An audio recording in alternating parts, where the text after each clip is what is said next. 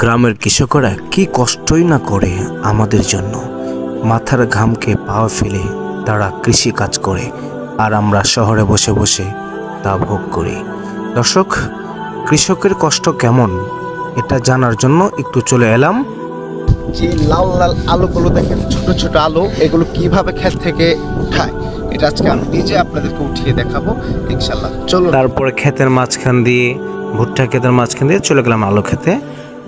আলু খেতে যাওয়ার পরে এভাবে প্রথমে উঠাচ্ছিলাম, তারপর আস্তে আস্তে এটা নাঙল দিয়ে খুঁড়ে খুঁড়ে চমৎকার করে টেনে টেনে কিন্তু আলুগুলো মূলত প্রাথমিক অবস্থায় বের করতে হয়।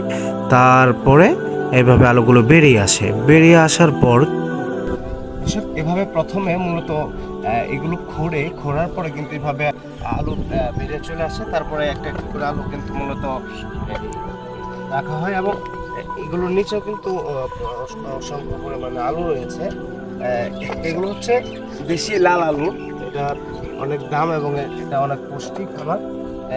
দেখা গেলো যে অনেক সময় নিচে পড়ে থাকে, এই জন্য কৃষকেরা ভালো করে নিচে দেখে শুনে কিন্তু একটা একটা করে আলু ওঠায়। আসলে আমরা 20 টাকা 25 টাকা কেজি আলু পাই, কিন্তু এই 20 টাকা 25 টাকার আলুর পিছনে যে কতটা মেহনত, কতটা কষ্ট, কতটা পরিশ্রম, এটা আসলে আমরা বুঝি না। কৃষকদের যে অরিজিনাল যে একটা মূল্য, এটা কিন্তু আমরা দিতে পারি না মূলত। কারণ আজকে আমি আসছি অল্প সময়, যেই পরিমাণ কষ্ট হয়েছে, মনে হচ্ছিল যেন আমাকে যদি 10,000 টাকাও দেয় এটার পারিশ্রমিক হবে না। এই যে এটা হচ্ছে আমার চাচ্চু, সারাদিন কষ্ট করে মাশাআল্লাহ আমাদের জন্যই করে।